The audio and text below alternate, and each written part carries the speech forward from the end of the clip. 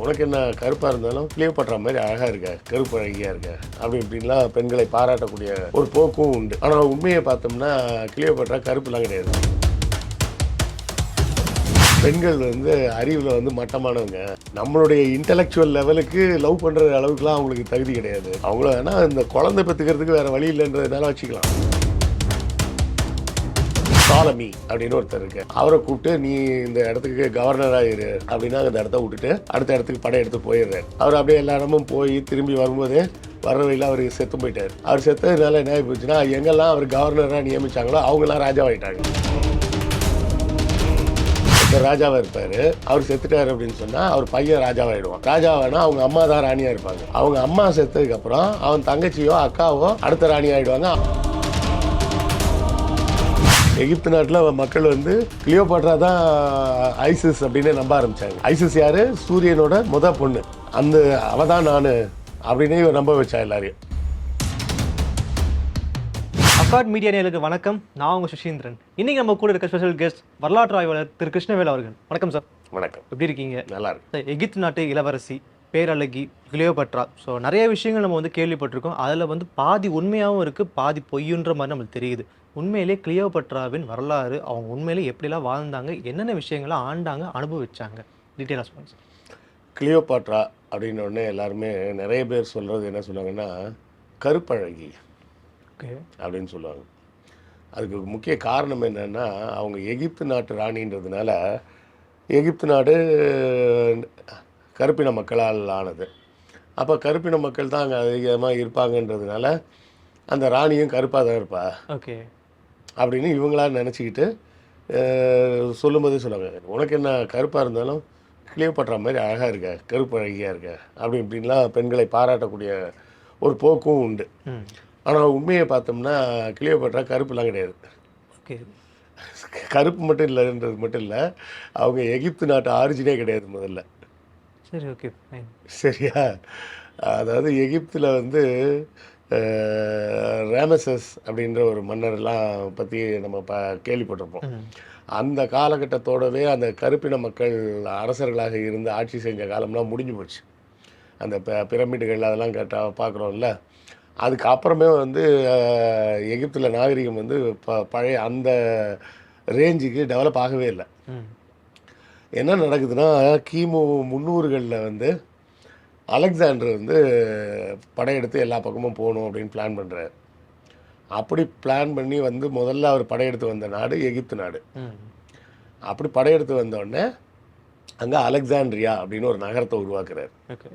உருவாக்கி தன்னுடைய நெருங்கிய நண்பன் ப்ளஸ் காதலன் அப்படின்னு வச்சுக்கலாம்.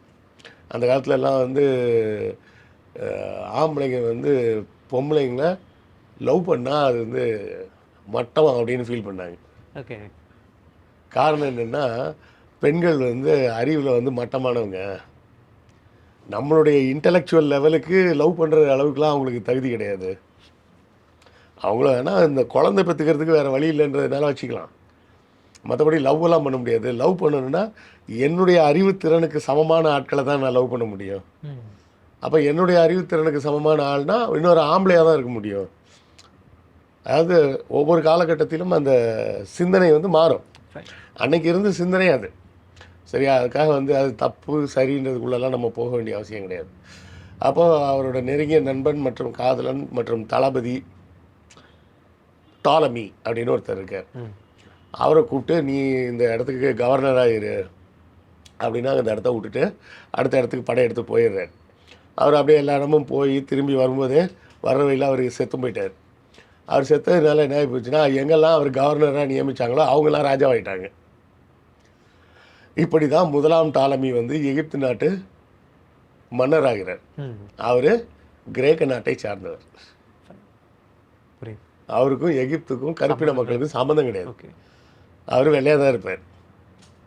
அப்போ அவர் வந்து தன்னுக்கு மனைவியாக எகிப்து நாட்டில் இருந்தால் பெண்களை கொண்டு வர்றார். கொண்டு வந்து கல்யாணம்லாம் பண்ணிக்கிறாரு. குழந்தைங்கள்லாம் பிறகுது. எகிப்து நாட்டில் பழைய பாரோ மன்னர்கள் அப்படின்னு சொல்லுவாங்க, ஃபேரோஸ் அப்படிம்பாங்க. அவங்கக்கிட்ட ஒரு பழைய பழக்கம் என்ன இருந்தது அப்படின்னா வெளியே கல்யாணம் பண்ண மாட்டாங்க. எதனாலன்னா அவங்க எப்படி நம்பினது அப்படின்னா ரா அப்படின்னு சூரிய கடவுள். ஓகே. அவருக்கு இசிஸ், ஒசைரிஸ், சேத் அப்படின்னு 3 பிள்ளைங்க. சூரியனுக்கு நேரடியாக பிறந்தவர்கள். இசிஸ்ன்றது பொண்ணு, ஒசைரிஸ்ன்றது ஆம்பளை, அவர் தம்பி தான் சேத்து. இந்த தம்பிக்கும் அண்ணனுக்கும் சண்டையாகி அவன் அண்ணனை போட்டுருவான். ஆனால் அதுக்கு முன்னாடியே அண்ணனுக்கும் தங்கச்சிக்கும் சேர்ந்து குழந்தை பிறந்திருக்கும். அது பேர் ஹோரஸ்னு பேர். இது புராண கதை, சரியா? இது உண்மையா இல்லைன்னு தெரியாது, புராண கதை. அந்த புராணத்தை ஃபாலோ பண்ணி அந்த ஃபாரோ மன்னர்கள் பூரா வெளியே யாருமே கல்யாணம் பண்ண மாட்டாங்க. ஒருத்தர் ராஜாவாக இருப்பார், அவர் செத்துட்டார் அப்படின்னு சொன்னால் அவர் பையன் ராஜாவாகிடுவான். ராஜாவானா அவங்க அம்மா தான் ராணியாக இருப்பாங்க. அவங்க அம்மா செத்ததுக்கப்புறம் அவன் தங்கச்சியோ அக்காவோ அடுத்த ராணி ஆகிடுவாங்க. அவங்க 2 பேரும் கல்யாணம் பண்ணிப்பாங்க. அதுக்கு காரணம் அவங்க என்ன சொல்கிறாங்கன்னா, அதுக்கு ஒரு ரீசன் சொல்கிறாங்க. என்னென்னா, நாங்கள் சூரியன்லேருந்து வந்த நேரடியான வாரிசு. வெளியே யாரையாவது கல்யாணம் பண்ணோம்னா அந்த சூரியனோட புனிதத்தன்மை போயிடும். அப்போ எங்கள் அண்ணன் தங்கச்சிக்குள்ளேயே தான் நாங்கள் கல்யாணம் பண்ணிக்கிட்டோம்னா அந்த புனிதத்தன்மை, அந்த சூரியனோட புனித ரத்தம் இருக்கும், அந்த புனித ரத்தம் கெட்டு போகாமல் இருக்கும் அப்படின்னு சொல்லி அவங்களுக்குள்ளேயே கல்யாணம் பண்ணிப்பாங்க. இது ஃபாரோ மன்னர்களோட பழக்கம். அப்போ இந்த டாலமி இங்கே வரும்போது என்ன ஆகுறாரு, இந்த நாட்டு பாரம்பரியத்துக்கு கட்டுப்பட வேண்டிய ஒரு நபராக மாறுறாரு. அது வேறு வெளியாட்களோடு தொடர்பே வச்சுக்க மாட்டாங்களான்னா அதெல்லாம் வச்சுப்பாங்க, அஃபீஷியலாக கல்யாணம் பண்ண மாட்டாங்க. அப்போ டாலமி வம்சத்துலேயும் என்ன பண்ணுறாங்க, இதே பழக்கத்தை கொண்டு வந்துடுறாங்க. அவங்களே அவங்க பிள்ளைங்களே அவங்களுக்குள்ளேயே கல்யாணம் பண்ணிக்கிறதுன்னு. இப்படியே தான் 1ஆம் டாலமி, 2ஆம் டாலமி, 3ஆவது டாலமி, 4வது, 5, 6, 7, 8, 9, 10, 11, 12, 13, 14வது டாலமி வந்துடுறாங்க. இந்த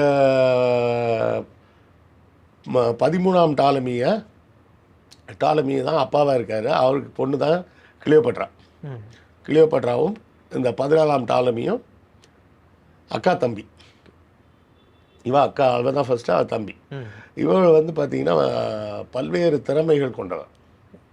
என்னென்னா அஸ்ட்ரானமி, வானியல், கணிதம், மருத்துவம், அப்புறம் கிரேக்க மொழி, எகிப்திய மொழி, லத்தீன், இத்தனை விஷயத்துலேயும் அவங்க கரைச்சி குடித்தது.